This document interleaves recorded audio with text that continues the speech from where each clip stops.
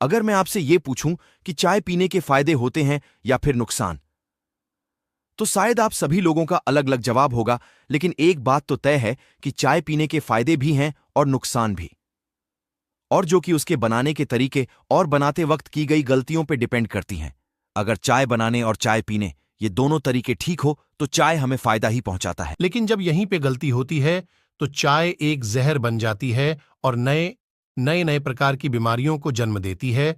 और इसलिए आज के इस वीडियो में साइंस और आयुर्वेदा दोनों के मदद से चाय से जुड़ी जितने भी डाउट्स हैं उन सबको सॉल्व करेंगे, जैसे कि काली चाय और दूध वाली चाय, इन दोनों में कौन बेहतर होता है, चाय पीने का सही तरीका क्या होता है, सही समय क्या होता है, और चाय के क्या फायदे और क्या नुकसान पहुंचाती है, और चाय से होने वाले नुकसान से बचने के लिए हम लोगों को चाय किस तरीके से बनाना चाहिए। तो कुछ भी हो जाए, एक बार वीडियो को एंड तक जरूर देखिएगा। तो हम लोग सबसे पहले बात करते हैं कि चाय के क्या फायदे और क्या नुकसान है, क्योंकि हम लोगों को अक्सर ये सुनने को मिलता है कि हमें चाय नहीं पीना चाहिए, बच्चों को चाय पीने नहीं देना चाहिए, और ना जाने बहुत तरह की बातें होती है। तो सबसे पहले हम लोग इसी को सॉल्व करते हैं। तो हम लोग सबसे पहले चाय से होने वाले नुकसान के बारे में जानते हैं। तो देखिए, चाय को जिस चीज से बनाया जाता है, जाने की चाय पत्ती, इसमें दो ऐसी चीजें पाई जाती हैं जो कि हमारे बॉडी के लिए बिल्कुल भी ठीक नहीं है।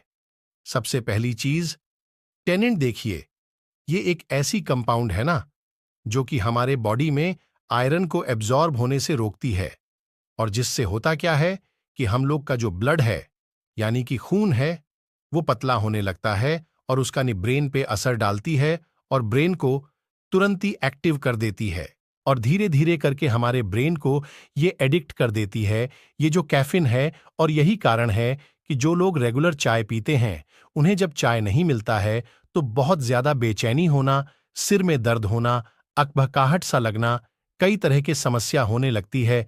और ये इसलिए क्योंकि उसका ब्रेन कैफीन से एडिक्ट हो चुका है, और ये जो कैफीन है हमारे ब्रेन के न्यूरॉन्स पे सबसे ज्यादा असर डालता है, और जिससे धीरे धीरे कर्क और न्यूरॉन्स की संख्या घटने लगता है और हमारे याददाश्त कमजोर हो जाते हैं।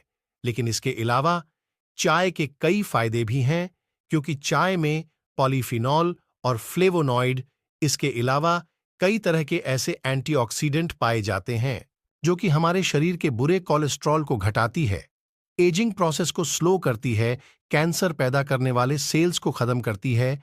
साथ ही चाय में अल्थिनिन नामक एक अमीनो एसिड होते हैं जो कि हमारे ब्रेन को शार्प और तेज बनाते हैं।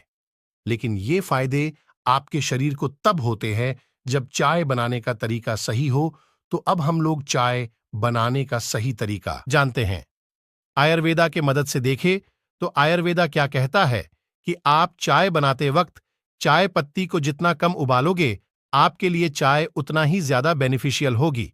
यानी कि चाय जितना ज्यादा उबलेगा, उसमें से फायदे पहुंचाने वाले कंपाउंड उतना ही ज्यादा घटेंगे और नुकसान पहुंचाने वाले कंपाउंड उतना ही ज्यादा बढ़ेंगे।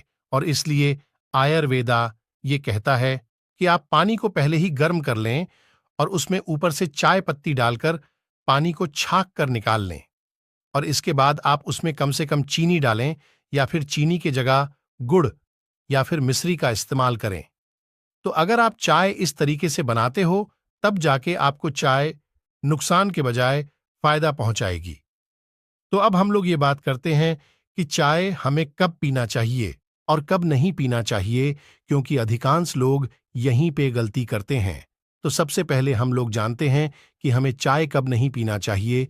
तो देखिए, चाय हमें उस वक्त नहीं पीना चाहिए जिस वक्त इंडिया में सबसे ज्यादा पिया जाता है, यानी कि सुबह, खाली पेट और रात को सोने से पहले। देखे, आज हमारे भारत में दिन की शुरुआत ही चाय से होती है, लेकिन यह बहुत गलत तरीका है। अगर आप खाली पेट सुबह चाय पीते हो तो क्योंकि सुबह आप अपने पेट में जो कुछ भी डालोगे वो आपका बॉडी बहुत तेजी से एब्जॉर्ब करता है। लेकिन सुबह सुबह जब हम लोग चाय पीते हैं तो ये क्या करता है कि हमारी बॉडी में जाकर जितने भी गुड एक्टिव सेल होते हैं उन सबको खत्म कर देता है, और हमारा जो पाचक रस है यानी कि हमारा जो लार है उसे भी पतला बना देता है, और जिससे जब हम लोग भोजन करते हैं तो भोजन ठीक तरीके से टूट नहीं पाता है और वो पचने के बजाय सड़ने लगता है। और जब आपका भोजन सड़ता है तो यहीं से शुरुआत होते हैं बीमारियों के, क्योंकि 80% बीमारियों की शुरुआत आपके पेट से होती है। और रात को हमें सोने से 1 से 1.5 घंटे पहले चाय इसलिए नहीं पीना चाहिए क्योंकि चाय में कैफीन होती है और कैफीन क्या करता है कि हमें नींद ही नहीं आने देता। आप चाय पूरे दिन में कभी भी पी सकते हो, लेकिन ध्यान रहे केवल आपको रात के वक्त चाय नहीं पीना है और सुबह अगर आपको चाय पीना है तो कुछ खाने के बाद ही चाय पिए। खाली पेट कभी भी आपको चाय नहीं पीना चाहिए। तो अब हम लोग ये बात करते हैं कि दूध वाली चाय और काली चाय, इन दोनों में से कौन सा बेहतर होता है। तो अब देखिए, अभी मैं आपको कुछ देर पहले चाय से होने वाले जितने भी फायदों के बारे में बताया वो काली चाय की ही थी, क्योंकि लाल चाय में आप चाय में दूध मिलाते हो तो दूध में एक केसी नाम का प्रोटीन होता है जो कि उसमें जितने भी गुड कंपाउंड होते हैं उन सबको डिस्ट्रॉय कर देती है, पूरी तरीके से खत्म कर देती है और वो केवल बचती है एक स्वाद मात्र चीज जो कि हमारे पीने के लिए तो अच्छा नहीं है। और हाँ, हमें नीचे कमेंट करके ये जरूर बताइएगा कि आप में से चाय किसको किसको बहुत ज्यादा पसंद है और आप एक दिन में कितनी बार चाय को पीते हो।